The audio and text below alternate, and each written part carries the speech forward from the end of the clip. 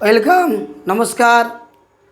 আজকে আমরা আবার চলে এসেছি সেই শুদ্ধ ইংরেজি উচ্চারণ নিয়ে। আপনারা ভাবছিলেন যে কেন একদিন গ্যাপ গেল। আমরা ভাবছিলাম যে দেখি আপনারা কীরকম কমেন্ট করেন, তাই আজকে আবার নিয়ে চলে এসেছি রুল 3।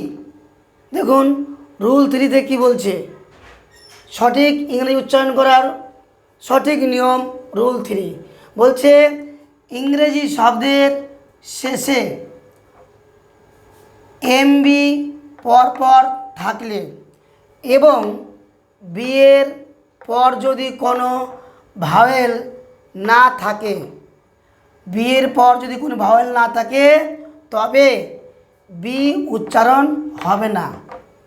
আপনি বুঝতেই পারছেন, এম বি ইংরেজি শব্দের শেষে পরপর বসলে এবং বিয়ের পর যদি কোনো ভাওয়েল না থাকে তাহলে এক্ষেত্রে বি উচ্চারিত হবে না। আমরা বি বাদ দিয়ে উচ্চারণ করব। তো সঠিক উচ্চারণ কী হবে, উদাহরণ দেখলে আমরা বুঝতে পারবো। দেখুন উদাহরণ কী বলছে, বি ও এম বি। দেখুন শেষে কি রয়েছে, এম বি রয়েছে, বি এর পরে কিন্তু কোনো ভাওয়েল নেই, তাই এখানে আমরা বি উচ্চারণ করব না।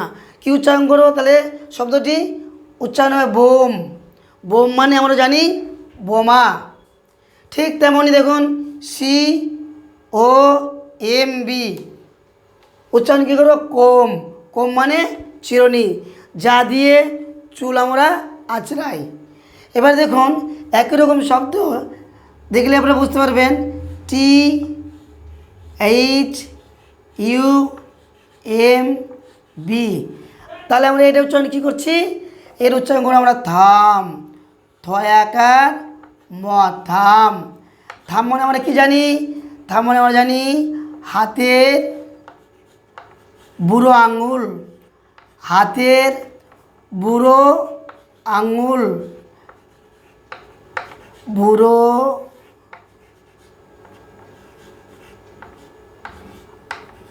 আঙুল। এই যে দেখুন থাম ফিঙ্গার। এই হচ্ছে আমাদের আজকের রুল 3।